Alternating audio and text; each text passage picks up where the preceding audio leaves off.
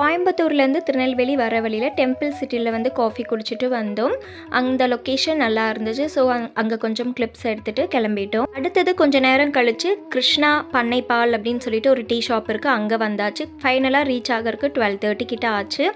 வந்ததும் எங்கள் மாமியார் கருப்பட்டி காஃபி, காரச்சேவு, மிக்சர் அப்படின்னு சொல்லி ஸ்நாக்ஸ் எல்லாம் வச்சுட்டு ரெடியாக இருந்தாங்க. ஸோ வந்ததும் சாப்பிட்டு அன்றைக்கி தூங்கியாச்சு.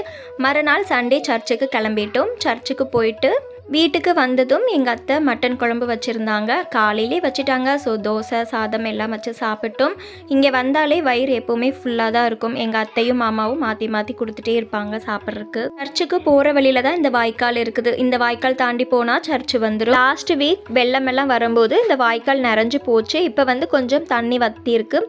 அதுக்கப்புறம் அத்தை வந்து கிழங்கா வச்சு கொடுத்தாங்க. பனங்கிழங்கு ரொம்ப நல்லது உடம்புக்குன்னு சொல்லிட்டு. அங்கே வரோன்னா வீட்டில் நிறைய ஸ்நாக்ஸ் வாங்கி வைப்பாங்க எங்கள் மாமா. அதில் இந்த கிவி ஃப்ரூட்டும் ஒன்று ரொம்ப நல்லா இருந்துச்சு.